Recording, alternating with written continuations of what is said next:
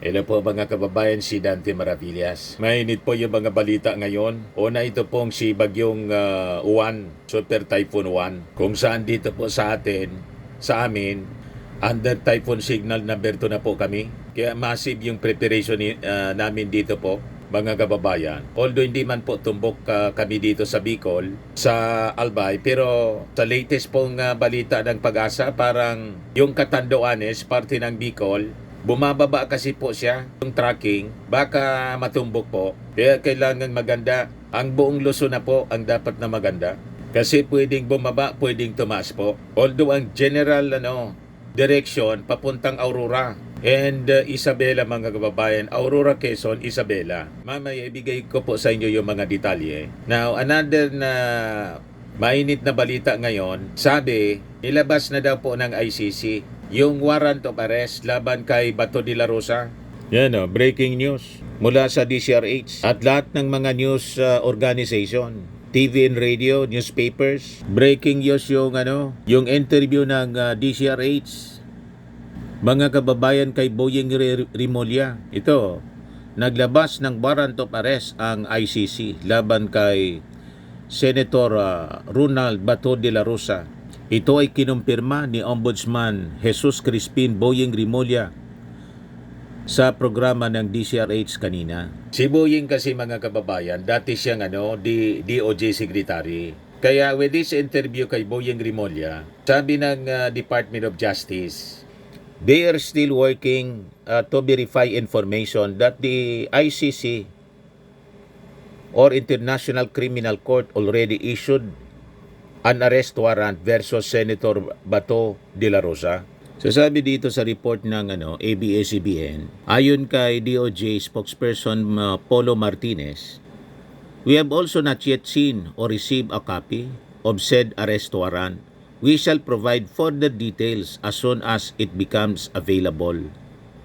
Si Attorney Maria Cristina Conti, Assistant to Counsel at the ICC, says they have yet to confirm the information. Sorry, as before, we cannot confirm something that the court has not publicly shared, sabi po ni Attorney Conti. Ngayon, nag-react na rin po si Attorney Torion, abogado ni Bato de la Rosa. Wala din daw silang independent confirmation on ICC warrant. Ayon kay Torion, at this point we do not have independent confirmation as to whether or not this information is accurate. We therefore urge the public and the media to exercise caution and restraint in sharing or interpreting such reports until verified information is officially released by competent authorities or by the ICC itself. Mr. Maravillas, ang masasabi mo dyan, ang iyong point of view. Ito, mga kababayan, tulad ng propesya, yung lagi ko pong kino-quote sa Daniel, the writings on the wall. Sabi sa Daniel, mga kababayan, sa Daniel 5, verse 25 to 28, and this is the inscription that was written, Mene Mene Tekel Oparsin. This is the interpretation of its word. Mene, God has numbered your kingdom and finished it. Tekel, you have been weighed in balances and found wanting. So kalintulad po ito, mga kababayan, nung panahon ni Daniel. Katalaga niya, Mr. Maravillas. Biblical po tayo. The writings on the wall. Kitang-kita na po. Napalapit yung panahon na makikipag-reunion. Siya mismo na naginip, mga kababayan, si Bato de la Rosa. Nag-reunion daw sila, nagkita silang muli ni Digong. O diba? Para itong panaginip ni King Nebuchadnezzar na pina-interpret kay Daniel.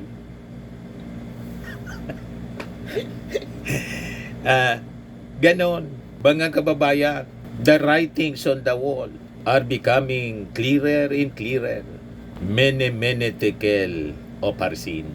Magaganap ang dapat na maganap. Naginip siya, siya mismo yung nagsabi. Hindi man siya tinatanong. Si Bato de la Rosa, published ng Philippine Star. Kailan to? September 1, 2025. Ano sabi niya? Last night, I had a dream. Mayor Rodi was granted house arrest. We had a tearful reunion. We hugged each other and he whispered to me, Ronald, I'm okay now.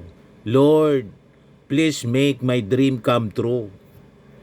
Pero, hindi po ang pag-alis o pag-iwas ng responsibilidad ang tamang paraan ng paghanap ng solusyon. Kaya lang parang yung sabi rito na si Rodi, si Mayor Rodi, si Digong was granted house arrest. Medyo may mali sa pangitain. Denied yung yung petition for interim release denied ng ICC. Medyo may konting deviation doon sa pangitain sa panaginip ni Bato de la Rosa. Ang reunion nila mangyayari hindi dahil na grant yung interim release kasi denied na nga po. So ang reality, base sa nakikita natin, si Bato de la Rosa makikipag-reunion kay Digong kasi ito na nga po ang sabi ni Ombudsman Rimulya, yung ICC daw, base siguro sa natanggap niyang credible information sa kanyang mga sources. Nag-issue na daw po ng warrant of arrest. Ang tanongan niya, Mr. Maravillas, bakit naman si Ombudsman Rimulya pa ang nagsabi nito? Itanong natin siguro, baka matanong ng mainstream media. Wala kasi akong personal access kay Ombudsman Rimulya. Ay, Ombudsman Rimulya, bakit mo naman sinabi? Di ba dapat pag may na-issue'ng warrant of arrest na ganito, sinisikreto lang, tapos siniserve na lang doon sa taong dapat aristuhin? Tama ka niya, Mr. Maravillas. Di ba dapat ganun para hindi makapag-anticipate?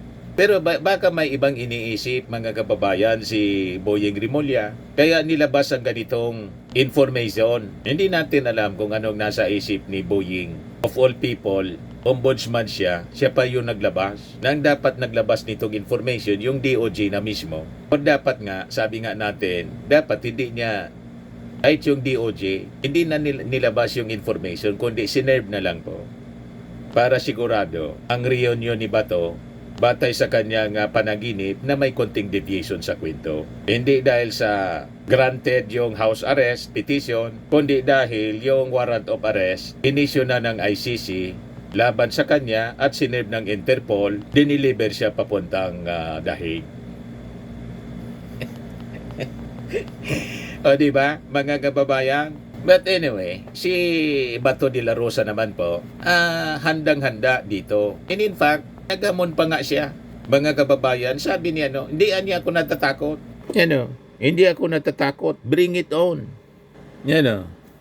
In March 4 interview with 1PH, Senator Ronald Bato de la Rosa said he was not afraid of the ICC, International Criminal Court, and was ready to face any legal action. Basta handa lang ako that just in case mag-issue sila ng warrant of arrest laban sa akin, I'm ready to challenge them before the Supreme Court. Today, November 8, Ombudsman Jesus Crispin Boyeng Rimulya confirmed that the ICC has issued an arrest warrant for De La Rosa. So baka ang intensyon mga kababayan ni Boyeng Rimulya kaya ni-reveal niya ang pag-issue ng warrant of arrest para maka-ready din siya, pabigyan si Bato de la Rosa ng pagkakataon to challenge the warrant of arrest before the Supreme Court. Baka ganon. Or para ma-test kung makita kung ang magiging reaksyon ng mga DDS. Kung sasakluluan ba nila o proteksyonan ba nila si Bato de la Rosa in case po ilabas na po, iserve yung warrant of arrest laban sa kanya. Or para malaman kung yung magiging reaksyon ni Bato de la Rosa, kung magre-resist siya o magtatago na. O diba, mga kababayan? So kung halimbawa ma-confirm ng DOJ na may warrant of arrest na kay Bato de la Rosa, tingnan natin kung di mag-disappear. Palamangan niya, Mr. Maravillas, hindi na mag-attend si Bato ng pati si Bungo. Kasi susunod po si Bungo, hindi na mag-attend ng session sa Senado. Malamang po. At kung halimbawa, diretso nang i-issue yung warrant of arrest at iserve ng Interpol. Makikipag-cooperate po sigurado ang ating gobyerno. Tulad ng ginawa, may oblikasyon kasi tayo sa Interpol. And in fact, yun ang naging statement po ni ES Lucas Bersamin nung several months ago. Naitanong na yan mga kababayan.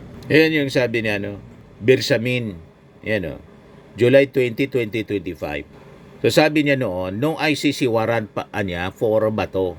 But Philippine authorities will act if there is one. Yan sabi niya, if there should be a warrant, we'll probably do the same thing that we did in the case of former President Rodrigo Duterte. If the warrant is coursed through the Interpol, because we continue to be a member of the Interpol. So, talagang yung panaginip mga kababayan ni Bato de la Rosa na nagsabing na nag-reunion sila ni dating Pangulong Digong, mangyayari po with a little twist sa kanyang panaginip. Hindi po dahil sa interim release, house arrest kay Digong, kundi dahil sinerve ng ating gobyerno, nag-cooperate yung ating gobyerno sa Interpol. Ang reunion nila hindi sa kung saan house arrest para kay Digong, kundi doon mismo sa detention cell ng ICC sa The Hague.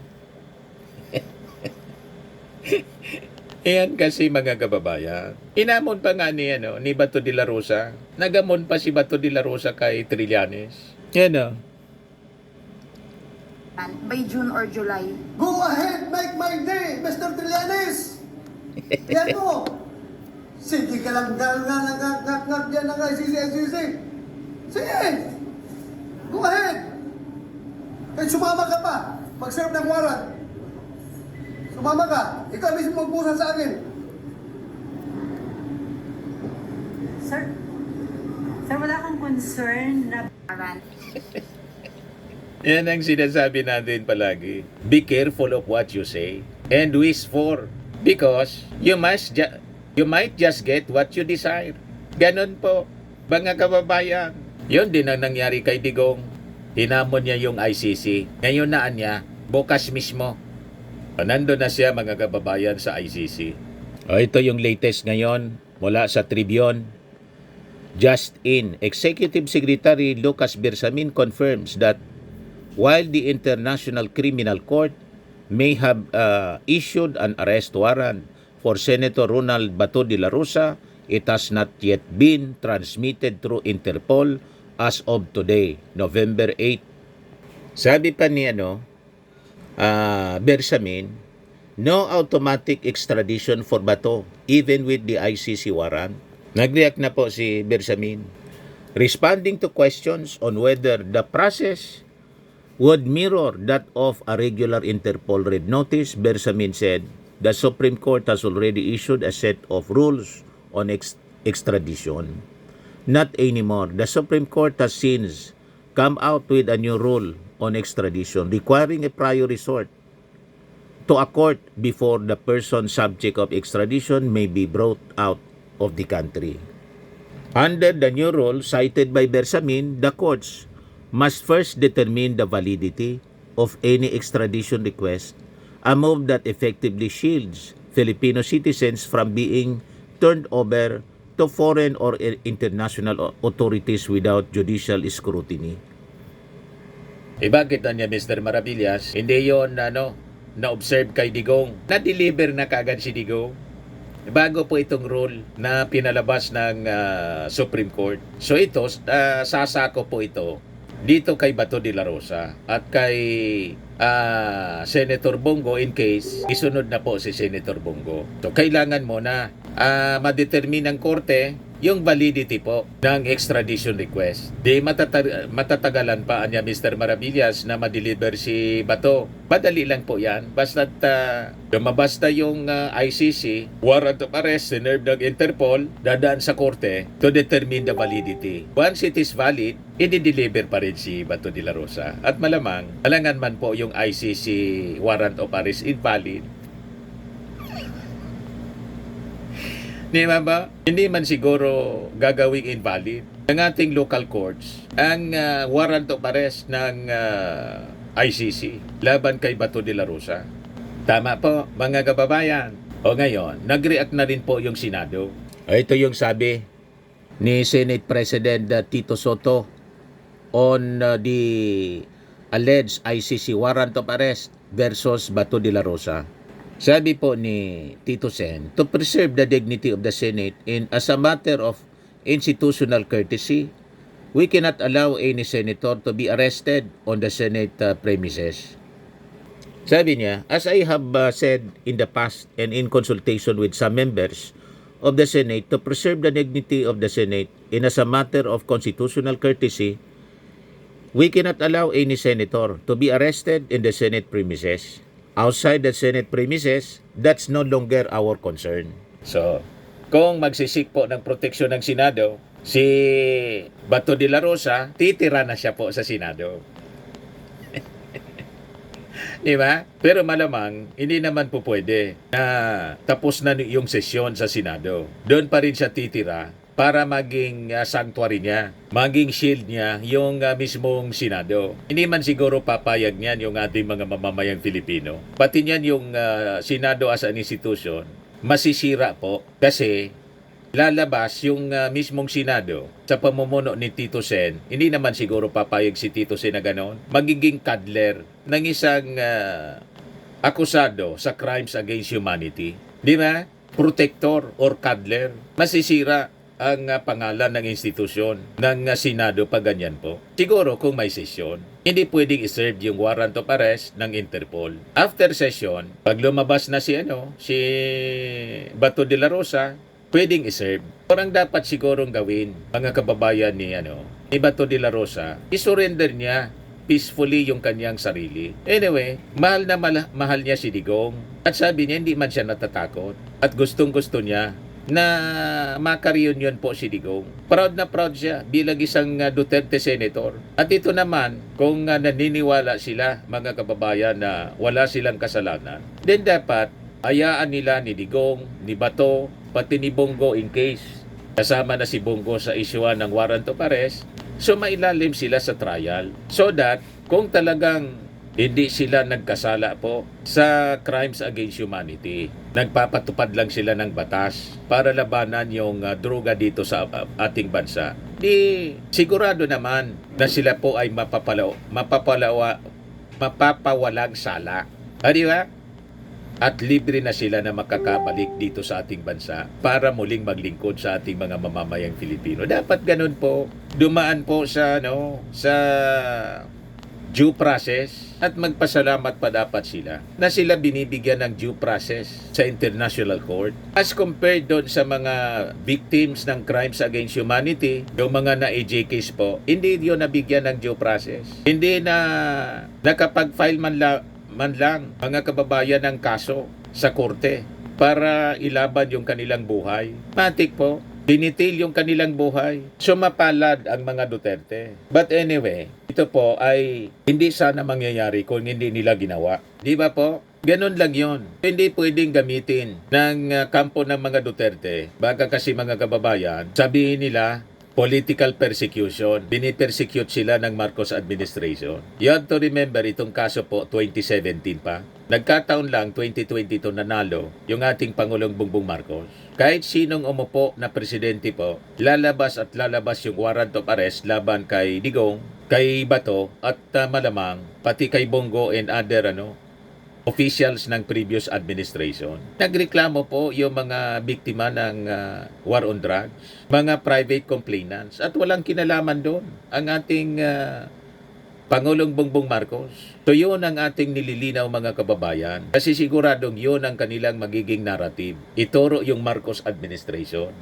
Wala pong kinalaman sa kanilang kaso ang Marcos administration, mga pribadong complainants po. At tama itong sinabi po ni Lucas Bersamin. Not politically motivated siya, mga kababayan. Sabi niya, if there should be a warrant, we will probably do the same. The same thing that we did in the case of former President Duterte. The same goes if the warrant is coursed through the Interpol. We continue to be a member of the Interpol. Malinaw na po. Kasi siguradong Yun ang sasabihin ng mga DDS po, DDS influencers ng kampo ng mga Duterte, ni Sara Duterte. Iakusa na naman yung ating Pangulong Bongbong Marcos na pinipersecute sila. At may mga lumalabas nga ngayon, mga kababayan na balita, na malamang intensify nila ang mga pagbabanta para, di ba may naka-schedule na rally yung INC, pati yung GIL sabi makikisanib, pati yung KOGC ni Kibuloy. Talagang pipilitin nilang iluklok na si Sara sa kanilang paniwala. Pag si Sara yung presidente, poproteksyonan sila.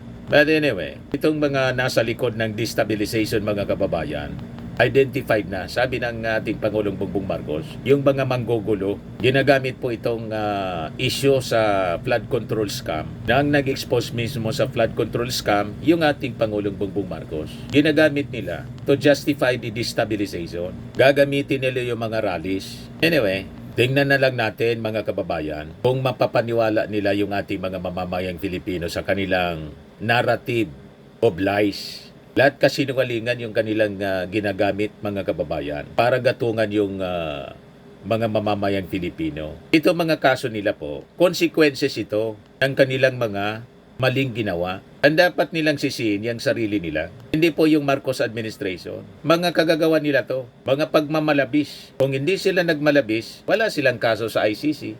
Tama po? O ngayon, dito tayo sa i-update ko po kayo sa kalagayan ng panahon, yung bagyong si Juan. Typhoon signal number 2 na po dito sa amin. So, pinag-iingat po ang lahat. Medyo bumaba, mga kababayan, yung tracking. Kasing laki po siya ng Pilipinas. Oh.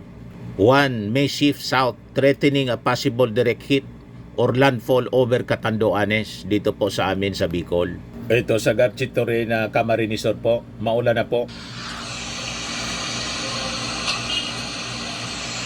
Maulan na at medyo may pabugso-bugsong hangin na po. Yan ang kalagayan sa Garchitore na Camarinesor ngayong araw na to, ngayong hapon. So ingat-ingat lang po sa ating mga kababayan sa buong Bicol region at yung malalapit na lugar sa tracking ni Juan. Maulan na po. Garchitorena Camarinesor.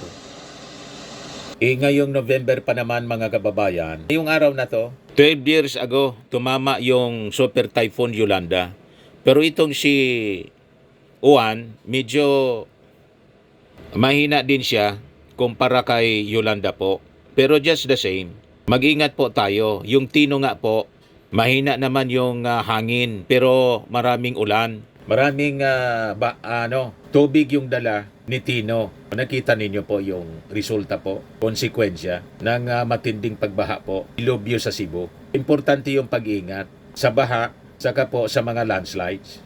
Laging nakatutok dapat sa mga advisories, sa social media, sa radyo, television po, at saka kung ano yung mga orders ng ating mga local officials. Para hindi po matrap kayo, preemptive evacuation po. Hindi na maulit yung nangyari po sa Cebu. Sa bagay, ang nangyari po sa Cebu, yung mga binaha kasi, hindi man usually binabaha doon. And because of the failure ng flood control, nasabi, palpak, ghost, and substandard, sabi po ni, sabi ni Governor Baricuatro. At yung mga flood control projects na to sinimulan 2019, panahon po ni Digong. Yan ang rason kung bakit po nagpapaimbestiga yung ating Pangulong Bongbong Marcos. Kasi nakasanayan na po nila yung matinding korupsyon. Because of this corruption mga kababayan na nakasanayan, kawawa yung ating mga mamamayan.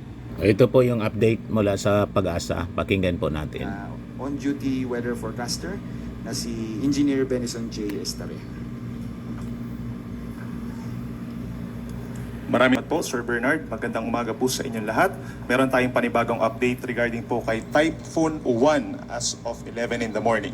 Huli itong namataan, 760 kilometers na lamang po sa may silangan ng Katarman, Northern Samar. taglay na ang hangin na 140 kilometers per hour malapit dun sa kanyang gitna or mata at meron pagbugso hanggang 170 kilometers per hour na. At sa ngayon po mabilis itong kumikilos pakanluran at 35 kilometers per hour. Yung kanyang radius is 780 kilometers. So ibig sabihin po, yung Northern Samar and Eastern Samar ay nahagip na po ng outer rain bands nitong si Bagyong Uwan. Inaasahan po sa mga susunod na oras, maapektuhan din po ng outer rain bands itong eastern portion ng Southern Luzon, Visayas at Northeastern Mindanao. Aasahan na po yung mga pabugso-bugsong hangin at minsang malalakas na mga pag-uulan. Yung Northeast Monsoon or Amihan nandito pa rin po sa may extreme Northern Luzon sa ngayon. Base po sa pinakahuling track na pag-asa, inaasahan pa ang paglakas nitong si Bagyong Uwan sa susunod po na 1 hanggang 2 araw. Kung mapapansin din natin, magkakaroon siya ng close approach or malapit dun sa kanyang sentro, ito pong Northern Samar at ilang bahagi pa ng Bicol kagaya ng Catanduanes, Eastern Albay at Northern Coast ng Camarines Sur and Camarines Norte. So mamayang umaga or bukas po yan ng umaga, malapit na siya sa may Catanduanes, habang pagsapit po dito sa bukas sa umaga hanggang sa hapon, approaching na po siya dito sa may eastern coast ng Quezon at ng Aurora. So possible siya maglandfall dito po sa may parteng Aurora and Southern Isabela. Bukas na po yan ng gabi. At simula bukas ng gabi hanggang sa umaga ng Lunes, babagdasin po nitong Bagyong Uwan ang Northern and Central Luzon at mag-emerge po dito sa may West Philippine Sea sa Lunes ng umaga. Kung mapapansin din po natin, base sa ating latest track, pagsapit po ng Lunes hanggang Martes, magiging mabagal yung pagkilos nito at maaaring magkaroon ng unti-unting pag-recurve or pagliko habang umaakyat dito po sa may Balintang and Bashi channels. In terms of intensity, sa ngayon 140 kph po, no? Pero paglapit niya sa Catanduanes, posible siya mag-intensify pa bilang isang strong typhoon. Nasa 175 kilometers per hour na po ito yung estimated lakas niya bukas ng umaga, pero hindi rin natin nirule out na maging isang super typhoon po ito paglapit dito sa may Catanduanes. So bukas ng likely tanghali hanggang sa gabi, nasa super typhoon category po ito. Mararanasan na yung matinding hangin po at matinding ulan dito sa ating mga kababayan sa may eastern portion ng Luzon, maging dito sa may Samar Island. In terms of lawak naman po yung radius, sa ngayon po nasa 780 kilometers, so yung kanyang kabuang diametro estimated at around 1,500 kilometers. So kaya po niyang sakupin ang halos buong bansa.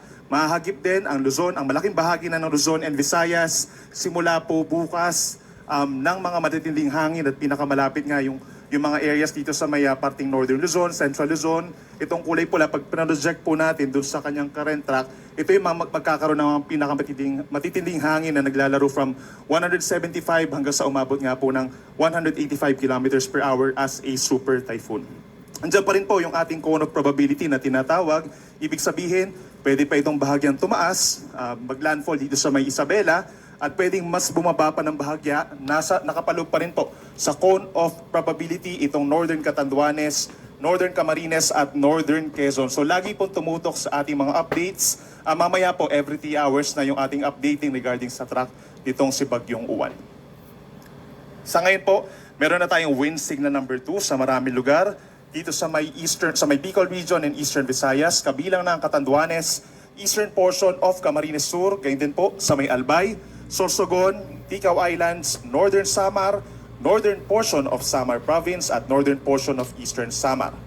Meron naman tayong wind signal number 1 sa Cagayan, Isabela, Quirino, Nueva Vizcaya, Apayao, Abra, Kalinga, Mountain Province, Ifugao, and Benguet. Signal number 1 na rin po sa buong Ilocos Region, Ilocos Norte, Ilocos Sur, La Union at Pangasinan. Signal number 1 din sa Aurora, Nueva Ecija, Tarlac, Pampanga, Bulacan, Zambales, at Bataan. Sa Metro Manila, nakataas na po sa ngayon ng wind signal number 1. Gayon din sa Cavite, Laguna, Batangas, Rizal, Quezon, dito rin po sa may Camarines Norte, natitirang bahagi ng Camarines Sur at ng Masbate, kabilang po ang Burias Island. Signal number 1 din sa Marinduque, Romblon, Oriental Mindoro, Occidental Mindoro, kabilang ang Lubang, gayon din sa mga isla ng Calamian and Cuyo.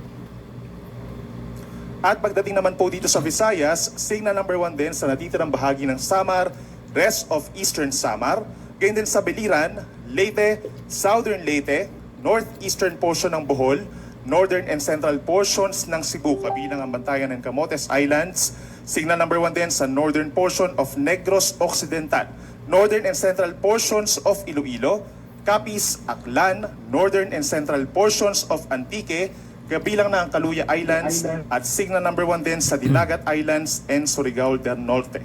So kung mapapansin po natin, yung ibang lugar dito sa may Luzon and Visayas, hindi pa natin talaga mararamdaman within the next few hours yung mga pabugso-bugsong hangin. Pero simula po mamayang gabi, dahil simula po kahapon, nagtaas na tayo ng wind signal sa may Bicol Region, Eastern Visayas, and Caraga. Most likely po mamayang gabi mararamdaman na nila yung mga pabugso-bugsong hangin. In terms of wind signal, tataas pa po yung ating mga babala sa hangin dito po sa mga posibleng pinakamalapit dito kay Bagyong Uwan. So maaari tayong magtaas ng hanggang wind signal number 5. So equivalent po yan sa 185 kilometers per hour na taglay ng hangin. Posibleng makasira po ng magkaroon ng severe damage for light material structures. Possible din po na makapagpatumba ng ilang puno at poste ng kuryente. And as a result, nagkakaroon po tayo ng malawakang brownout. Possible din po na maapektuhan yung ating supply ng tubig at yung linya ng komunikasyon.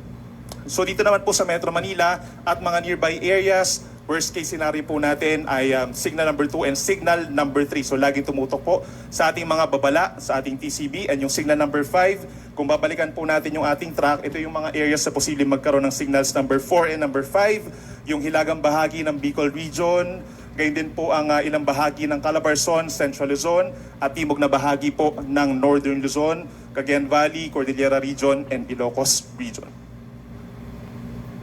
Pagdating naman po dun sa ibang lugar, sa Palawan, Visayas, and Mindanao, mapapansin din po natin na may pabugso-bugsong hangin. Yan po ay epekto na rin ng outer cloud bands nitong si Bagyong Uwan dahil ito po ay napakalawak. Today and tomorrow, the rest of Visayas and some parts of Mindanao as well as Palawan.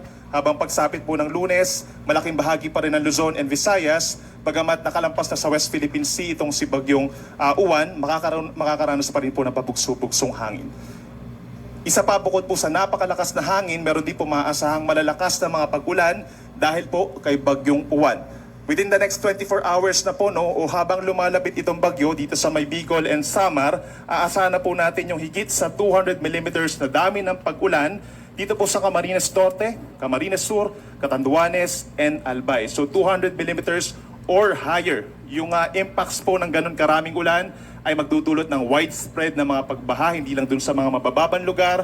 Possible din po na magkaroon ng pag-apaw ng mga kailugan natin, lalo na yung mga major river basins, yung mga nasa major river basins po natin dito sa may Kabikulan, at possible din po na magkaroon sa mga bulubundukin na lugar ng mga pagguho ng lupa. Possible naman po yung 100 to 200 millimeters sa dami ng ulan within the next 24 hours dito sa may Quezon Province, lalo na yung hilagang bahagi ng Quezon, including Polillo Islands, Masbate, Sorsogon, Northern Samar, Eastern Samar, at maging dito sa may Marinduque. So nandyan din po ang banta ng mga pagbaha at pagguho ng lupa. Meron naman tayong tinatawag na localized flooding kapag meron tayong kulay dilaw or 50 to 100 millimeters sa dami ng ulan. Hanggang bukas ng tanghali, posible na po yung 50 to 100 millimeters sa Bulacan, lalo na sa may eastern portion, Rizal, Laguna, Romblon, and Samar and Biliran provinces. May mga localized flooding at hindi rin natin inalis yung tsansa ng mga pagguho ng lupa. Ilang bahagi na rin po ng Luzon at Visayas, simula po mamayang hapon and gabi, magkakaroon rin ng makulimlim na panahon at taasahan yung mga kalat-kalat na ulan at mga thunderstorms. Simula naman po bukas ng tanghali hanggang sa Monday ng tanghali, ito yung time kung saan binabagtas na po ng Bagyong Uwan itong Northern and Central Luzon at yung hilagang bahagi pa ng Southern Luzon. So meron po tayong more than 200 millimeters na dami ng ulan na ine-expect po dito sa halos buong Northern Luzon. Halos buong Cagayan Valley except dito sa may Batanes, buong Cordillera Region, buong Ilocos Region, dito rin sa hilagang bahagi ng Central Luzon, Aurora, Nueva Ecija, Tarlac, and Zambales. Orange naman po or nasa 100 to 200 millimeters sa dami ng ulan habang binabagtas ng bagyo ang Northern and Central Luzon sa may Pampanga, Bulacan, Bataan, even dito sa may Metro Manila, buong Calabarzon 100 to 200 millimeters at maging dito rin po sa may Occidental Mindoro. Habang 50 to 100 millimeters ang posibleng dami ng ulan sa Oriental Mindoro, Marinduque, Romblon, Camarines Norte, and Camarines Sur sa pagtawid ng Bagyong Uwan. Inuulit natin, widespread incidents ng severe flood at landslides, lalo na dito sa mga bulubundukin ng Sierra Madre, Caraballo, and Cordillera Mountains yung posibleng maramdaman ng ating mga kababayan doon. We are advising po yung ating mga local government units to have close coordinations po with our public po. No? At yung ating mga public, make sure po na sumusunod tayo sa ating mga local government units, sa ating mga disaster responders po para maiwasan na yung anumang additional po na mga sakuna. At pagsapit naman ng Monday ng tanghali hanggang Tuesday ng tanghali, ito yung time kung saan nandito sa may Balintang Channel, itong si Bagyong Uwan. So asahan pa rin po yung 100 to 200 millimeters na ulan. Dito sa may Benguet, possible po dito sa may western side, yung windward side kung saan nanggagaling nga po yung hangin, mataas ang tsansa ng mga pag-ulan doon, habang posible pa rin yung 50 to 100 millimeters sa dami ng ulan over the entire Ilocos region, dito rin sa may Batanes at sa may Zambales. So nandyan pa rin po ang banta ng baha at pagguho ng lupa. Ito naman po yung ating storm surge warning or babala po sa daluyong ng bagyo. Dahil po inaasahan nga nakikilos towards Eastern Luzon, itong si Bagyong Uwan, meron po tayong more than 3 meters na posibleng daluyong within the next 2 days or hanggang sa araw po ng Lunes, dito po sa may Eastern Cagayan, sa Isabela, sa coastal communities ng Aurora, Eastern Quezon, kabilang ang Polillo Islands, Camarines Norte, Silangang Baybayin ng Camarines Sur, dito rin sa Catanduanes, Eastern Albay, Eastern Sorsogon at maging dito rin po sa may Northern Pangasinan with a strong emphasis po dito sa mga areas na may tinatawag natin na parang concave po or parang nakaharap na parang pa-enclose. Kumbaga dito po, for example, sa may Aurora and Quezon, kung mapapansin po nila, parang nakapaloob or parang nakaharap siya for most of the bagyo, no? Nakaharap yung kanilang coastal community. So mas mataas yung chance na magkakaroon tayo ng 4 to even 5 meters na taas po ng daluyong. Kung mapapansin din po natin, dito sa may Northern Pangasinan, possible din po na humigit sa 3 meters dahil nga dun sa tinatawag na concave o yung papasok, yung lakas ng hangin. So ibig sabihin, mas pumapasok din po yung mga pag-alon doon. Yung orange naman, nasa 2.1 to 3 meters yung taas ng daluyong or nasa isang palapag po ng gusali maximum dito sa may Northern Samar, maging dito sa mga baybayin ng La Union at sa coastal communities pa ng Northwestern Pangasinan sa may Lingayen Gulf. 1 to 2 meters naman, possible pa rin po dito sa may Eastern Samar, Dinagat Islands, Siargao Island, maging dito rin po sa coastal communities ng Batanes, Northern Cagayan, Ilocos Norte, Ilocos Sur, Western Pangasinan, hanggang dito po sa may Zambales, Bataan, even dito sa may Pampanga, Bulacan, Metro Manila, Cavite, hanggang dito sa may Batangas, posible po ang daluyong na 1 hanggang 2 metro, mataas-taas pa rin po yan. So make sure din po na coordinated tayo sa ating mga local government units, yung mga nakatira po sa mga malapit po sa mga baybayin, lalo na yung mga nasa coastal communities po, para sa possible evacuation or rescue. Para naman po sa gale warning o yung taas ng mga pag-alon, malayo sa pangpang po ito, no? Possible yung hanggang 6 na metrong taas ng mga pag-alon or nasa 2 palapag ng gusali, maximum po sa mga baybayin po ng Catanduanes, Eastern Coast ng Albay, Eastern Coast ng Sorsogon, Northern Samar and Eastern Samar, but most likely po ito po ay meron ng mga sea travel suspensions dahil bukod dito sa gale warning, meron na po tayo nakataas na tropical cyclone wind signal for safety na rin po ng lahat. At gale warning naman at 2.8 to 5 meters po ang taas dito sa may Cagayan, kabilang ang Babuyan Islands, Isabela, Aurora, Northern and Eastern Coast ng Quezon, kabilang ang Polillo, gayon din sa baybayin ng Camarines Norte, Northern Coast ng Camarines Sur, Dinagat Islands, Siargao, and Bukas Grande Islands. Most likely yung ating mga sea travel suspensions hanggang sa araw pa po ng Lunes habang binabagtas ng bagyo ang Northern and Central Luzon. At ipopromote na rin po natin bago matapos yung ating presentation, yung hazardhunter.gores.gov.ph. Kung pupunta po kayo sa website na ito, makikita natin yung mga areas na possible po na high risk or moderate risk or low risk pagdating sa mga iba't ibang mga hazards kagaya po ng mga pagbaha or landslides, pagguho ng lupa. Makikita nyo po dyan, no, pag itadrag nyo or itatype nyo po yung inyong lokasyon, nakaspecify na po doon yung ating mga different parameters kung saan posible nga kayong magkaroon ng pagbaha sa inyong lugar. So pag nalaman nyo po na ganun po kataas yung inyong risk sa inyong lugar, make sure na naka-coordinate ninyo na kayo po sa inyong mga local government units kung kinakailangan po. So yun mga kababayan, dito sa amin po, maganda pa naman yung panahon, medyo makulimlim lang. Yan o. Medyo may konting kaulapan. Pero maayos pa man po. Baka mamayang gabi tulad ng sinabi ng Pag-asa, mararamdaman na rin namin dito sa Albay yung mga manakanakang pag-ulan at medyo malakas na pagampas ng hangin. Typhoon signal number 2 kami rito sa Albay. At preemptive evacuation kami rito. Pinos ni DSWD Secretary Rex Gatchalian. Preemptive evacuation sa mga coastal areas sa Albay para masiguro ang kaligtasan ng mga pamilyang nakatira sa coastal areas ng Piuduran, Albay. Tinulungan ng ating Angels in the Red Vest mula sa DSWD Field Office 5, Bicol Region ang mga residente na lumikas bago pa dumating ang bagyong Uwan. Inaasahang aabotan sa signal number 5 ang lakas ng bagyo. Yan yung usual practice dito sa amin na ginagawa mula ng maging gobernador yung aming dating Congressman Joey Sarte Salceda. Yan preemptive evacuation. Saka massive clearing operation ng aming mayor dito. Clearing operation po. Yung mga kahoy na pwedeng bumagsak, kini-clearing na po siya para yung distroso sa mga ang tawag dito, mga kawad ng kuryente, ma-minimize po. So, kahapon pa siya ginagawa. Hanggang ngayon, ginagawa yung clearing operation sa mga kalsada. Di ba? Ganyan kami rito. Clearing operation na agad, mga kababayan. Pinapangunahan ang aming mayor, Mayor Hisham Ismail. Siya yung mayor namin, napakabata pa. Yan napakabata pa.